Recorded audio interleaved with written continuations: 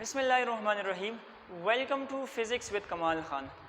Students, previous lecture में हमने Newton loss के ऊपर एमसीक्यूज़ को डिस्कस किया था। आज के लेक्चर में हम कोलिजन से रिलेटेड कुछ एमसीक्यूज़ को डिस्कस करेंगे। तो स्टार्ट करते हैं आज के इस लेक्चर को एमसीक्यू नंबर 1 से। एमसीक्यू नंबर 1 है the necessary condition for collision is dash. Collision के लिए जो नेसेसरी कंडीशन है वो कौन सा है? फिजिकल कॉन्टैक्ट, बी जो है वो कंजर्वेशन ऑफ काइनेटिक एनर्जी, सी जो है that is interaction of force, और डी जो है वो नन ऑफ देम है। तो ज़रा देखिए, कोलिजन का टॉपिक जब आप लोगों ने पढ़ा था तो वहाँ पर आप लोगों ने कोलिजन के बहुत सारे टाइप्स पढ़े थे। अगर मैं आप लोगों को बताता चलूँ तो एक हमारे पास था फिजिकल, जो हमारा डायरेक्ट कोलिजन था, दूसरा हमारे पास एक इनडायरेक्ट कोलिजन था। इसी तरह से हमारे पास हेड ऑन कोलिजन था, ओब्लिक कोलिजन था, इलास्टिक कोलिजन, इनइलास्टिक कोलिजन, ये हमारे पास डिफरेंट टाइप ऑफ कोलिजन थे। तो वहाँ पर आप लोगों ने पढ़ा था कि कुछ कोलिजन्स हमारे पास ऐसे होते हैं जिनमें फिजिकल कांटेक्ट पॉसिबल होता है, और कुछ कोलिजन्स हमारे पास ऐसे होते हैं जिनमें फिजिकल कांटेक्ट नहीं होता। इसी तरह से आप लोगों ने इलास्टिक और इनइलास्टिक कोलिजन के बारे में पढ़ा था। तो इलास्टिक कोलिजन में काइनेटिक एनर्जी जो है वो कंजर्व्ड होती है, जबकि इनइलास्टिक कोलिजन में काइनेटिक एनर्जी जो है वो नॉन कंजर्व्ड होती है। तो मेरे कहने का मतलब ये है कि यहाँ पर जो मैंने ऑप्शन ए में फिजिकल कांटेक्ट, ऑप्शन बी में जो कंजर्वेशन ऑफ काइनेटिक एनर्जी वाले ऑप्शन लिखे हैं, तो ये नेसेसरी नहीं है, क्योंकि अगर हम डिफरेंट टाइप्स को देखें तो ये पॉसिबल है कि एक टाइप ऑफ कोलिजन में फिजिकल कांटेक्ट होगा, लेकिन हो सकता है एक टाइप ऐसा हो जिसमें हमारे पास फिजिकल कांटेक्ट नहीं हो, जिसको हम इनडायरेक्ट कोलिजन कहते हैं। इसी तरह से कंजर्वेशन ऑफ काइनेटिक एनर्जी, तो इलास्टिक कोलिजन में तो काइनेटिक एनर्जी कंजर्व्ड होती है, लेकिन इनइलास्टिक कोलिजन में जो है वो काइनेटिक एनर्जी नॉन कंजर्व्ड होती है। तो ये दोनों जो है नेसेसरी कंडीशंस नहीं है। लेकिन सर अगर आप लोग इंटरेक्शन ऑफ फोर्सेस को देखें तो एनी टाइप ऑफ कोलिजन में फोर्सेस का इंटरेक्शन होना ये एक लाजमी चीज़ होती है। तो हमारे पास जो करेक्ट ऑप्शन है that is interaction of forces. ज़रा इसको मैं डिस्कस करना चाह रहा हूँ, इंटरेक्शन ऑफ फोर्सेस, इसका मतलब क्या होता है? इंटरेक्शन ऑफ फोर्सेस का मतलब ये होता है कि दो बॉडीज़ जो कोलाइड कर रही है वो एक दूसरे के ऊपर फोर्सेस एक्सर्ट करेगी। अच्छा, अब हमें किस तरह पता चलेगा कि एक बॉडी ने दूसरी बॉडी के ऊपर फोर्स एक्सर्ट किया है या फिर नहीं किया है? तो याद रखें, जब भी इंटरेक्शन ऑफ फोर्सेस होगा, एक बॉडी दूसरी बॉडी के ऊपर फोर्स लगाएगी, तो हमारे पास तीन तरह की पॉसिबिलिटीज़ होंगे। या तो क्या होगा, magnitude of motion will change. क्या होगा? मोशन का जो मैग्नीट्यूड है वो चेंज हो सकता है। या सेकंड जो है, डायरेक्शन ऑफ मोशन भी चेंज, ठीक है, डायरेक्शन ऑफ मोशन। या थर्ड जो है, बोथ में चेंज, मतलब हमारे पास मैग्नीट्यूड भी चेंज हो सकता है, इसी तरह से डायरेक्शन भी चेंज हो सकता है। तो जब भी कोई कोलिजन होगा तो या तो मैग्नीट्यूड ऑफ मोशन में चेंज आएगा, या डायरेक्शन ऑफ मोशन में चेंज आएगा, या इन दोनों में चेंज आएगा।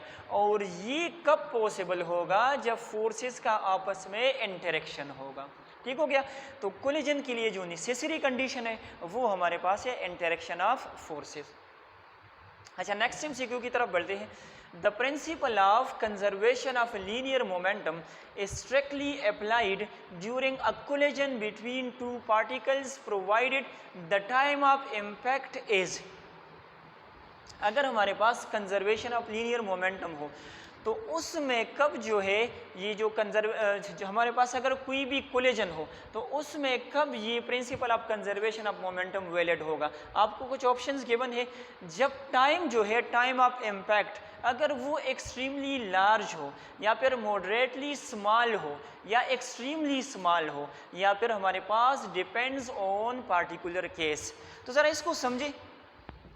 आप लोगों ने टॉपिक में पढ़ा होगा कि हमारे पास जब भी कोलिजन होगा, एनी टाइप ऑफ कोलिजन, तो उसमें क्या होगा, मोमेंटम जो है वो कंजर्व्ड रहेगा, कांस्टेंट रहेगा। अब ये क्यू कांस्टेंट रहेगा। तो आप लोगों ने पढ़ा है that F is equal to delta P over delta T. ज़रा कंसेप्ट को, इसकी कंसेप्ट को समझे। F is equal to delta P over delta T. Momentum में चेंज कब आएगा? जब बॉडी के ऊपर या सिस्टम के ऊपर कोई फोर्स एक्ट करेगा, कोई एक्सटर्नल फोर्स एक्ट करेगा। अगर एक्सटर्नल फोर्स हमारे पास ज़ीरो हो जाए तब मोमेंटम में कोई चेंज नहीं आएगा। अब ज़रा इस वाले केस को कंसिडर करते हैं। जब दो बॉडीज़ का कोलिजन होता है, तो जब ये कोलिजन होगा इस दौरान में हम एक्सटर्नल फोर्सेस को ज़ीरो कंसिडर करेंगे। तो अगर एक्सटर्नल फोर्सेस को हम ज़ीरो कंसिडर करें तो मोमेंटम में कोई चेंज नहीं आएगा। अब आपके माइंड में ये होगा कि एक्सटर्नल फोर्स को हम क्यों ज़ीरो कंसिडर करते हैं। इसकी वजह ये होती है कि कोलिजन का जो दौरानिया होता है, जो ड्यूरेशन होता है, वो बहुत ज़्यादा स्मॉल होता है। क्या होता है? बहुत ज़्यादा स्मॉल होता है। अगर हमारे पास क्या हो, टाइम ऑफ इम्पैक्ट ज़्यादा हो जाए तो फिर हम तो एक्सटर्नल फोर्स को ज़ीरो कंसिडर नहीं कर सकते। मॉडरेटली स्मॉल उसमें भी नहीं कर सकते।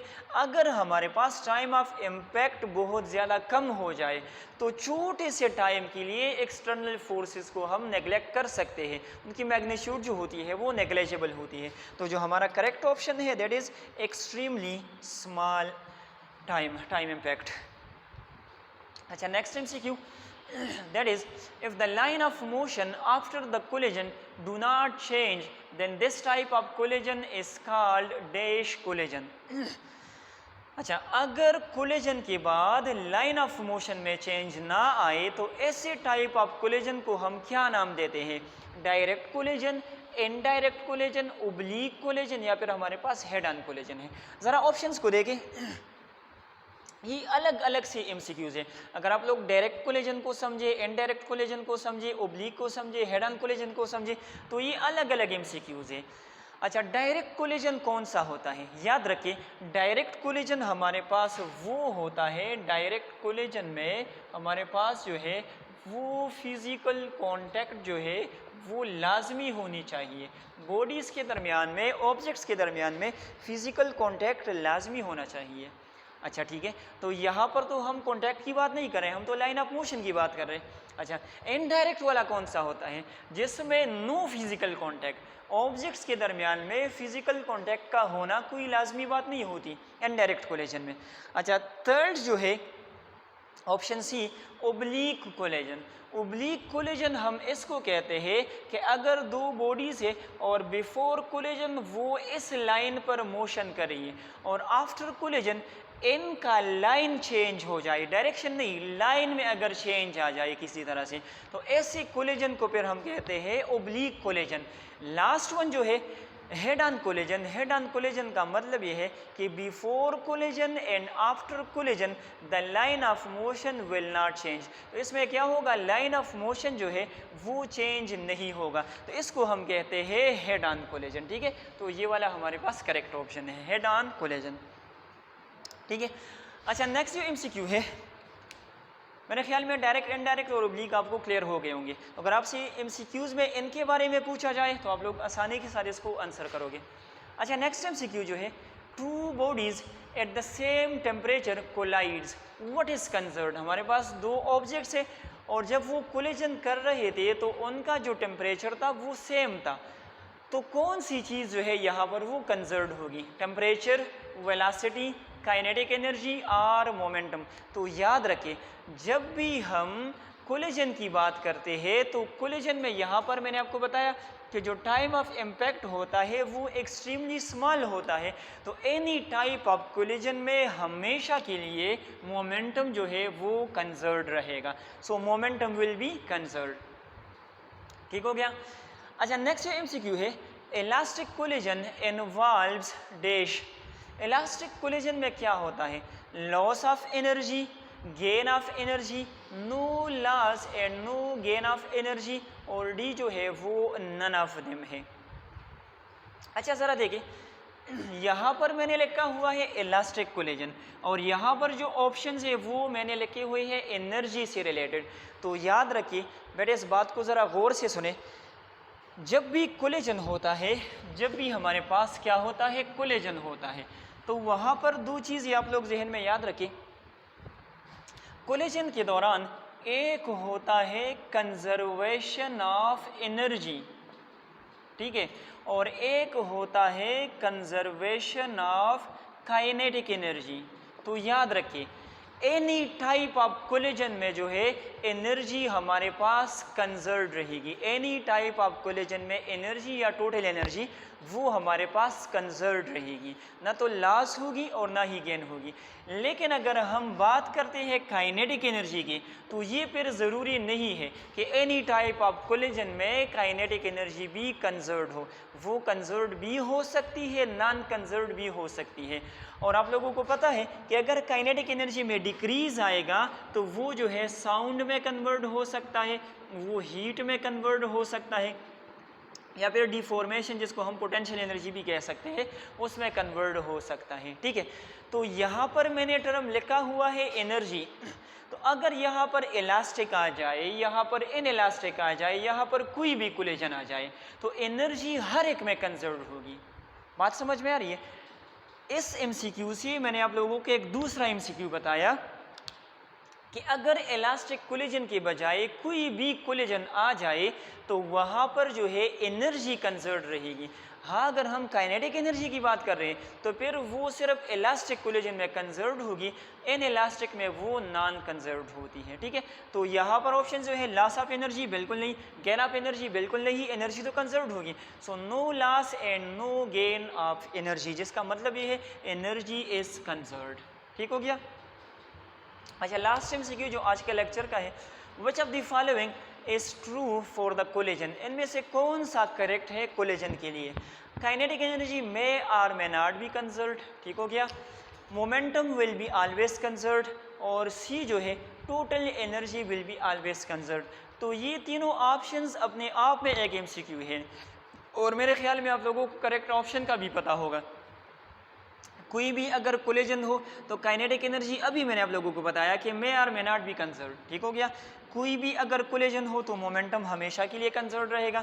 इसी तरह से कोई भी कोलिजन हो, कोई भी टाइप ऑफ कोलिजन हो तो उसमें एनर्जी, टोटल एनर्जी जो है वो भी कंजर्व रहेगी। So the correct option is all of this, ठीक है।